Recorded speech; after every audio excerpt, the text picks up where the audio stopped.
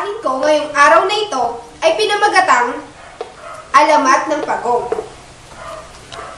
Noong unang panahon, sa isang bayan na wala nang nakakaalala, ay may isang mabait na binatang nagngangalang Paco. Nakikita niyo ba si Paco? Opo!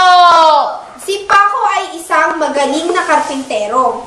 Mag-isa lamang siyang nakatira sa dulo ng nayon. At sa paanan naman ng bundok, nakatira ang mga katutubo. Matagal nang magkaibigan si Paco at ang mga katutubo. Tinutulungan ni Paco gumawa ang mga katutubo ng kanilang bahay. Ang mga bahay ay mabababang kubo.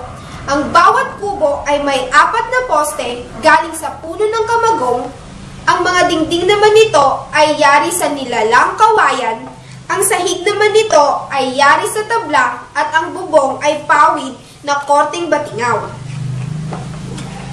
Bilang ganti ng mga katutubo kay Paco, ay binibigyan nila si Paco ng sari-saring prutas at gulay, itlog at manok, nilalang basket at hinabing te.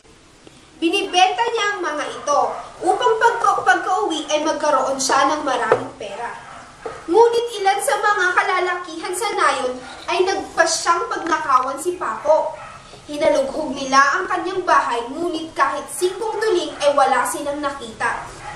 Nagpasya ang mga kawatan na magpunta sa mga bahay ng katutubo upang tanungin kung nasaan si Paco.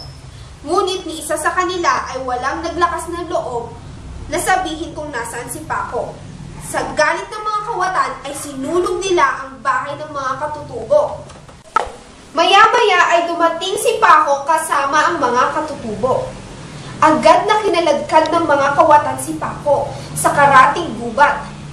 Ngunit nang ayaw magsalita ni Paco kung nasaan ang mga pera, ay pinagtataga siya ng mga ito. Doon na lamang nagsalita si Paco at sinabing, "Sana ang alaala ng mga bahay na sinulog nyo ay dalhin nyo saan man kayo magpunta, bilang parusa sa inyo habang kayo'y nabubuhay.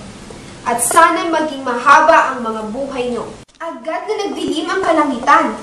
Kumulog at kumidlat, bumuhos ang malakas na ulan, at umapaw ang tubig sa ilog, pasalakay sa nayon. Ang mga katutubo ay lumigas sa tuktok ng bundok na kinaroroonan ng malaking gong. Tinawag nilang bathala ng katarungan upang iligtas sila. "Patulugin niyo ang gong! Patulugin niyo ang gong!" Para marinig ng mga tagapatag, nang sa gayon ay makalikas sila. Umalingaw-ngaw ang pagtunog ng gong. Himalang huminto ang pagkulog at pagkidlat.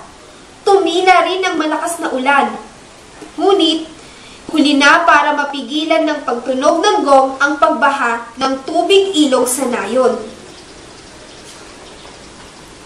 Kinabukasan ay unti-unting bumaba ang baha. Ano pat habang sinasamsam nila ang mga ari-ariang nakalutang sa tubig, ay nakita ng mga tao ang 3 kakatuwang hayop na umaahon mula sa tubig na nagsimulang gumapang sa lupa. Ang hayop ay may 4 na paa, na pasikad kung ilakad, maikling buntot, mahabang leeg at ulong supad na nahihila pa loob na tila batingaw na talukom sa likod nito. Tinanggap ng mga taga-nayon at ng mga katutubo ang katotohanan na sawi ng baha ang ilang kababayan nila, pati na rin si Paco. Ang kakatuwang hayop na nagsimulang manirahan sa katihan na tira hirap na hirap sa paggapang dahil sa daladalang bahay habang naghahanap ng makakain ay tinawag ng mga taga-nayon na Pagong. Pagong mula sa pinagsamang unang kataga ng pangalan ng mabait na binatang tagagawa ng bahay ng mga katutubo na si Paco at ang salitang gong.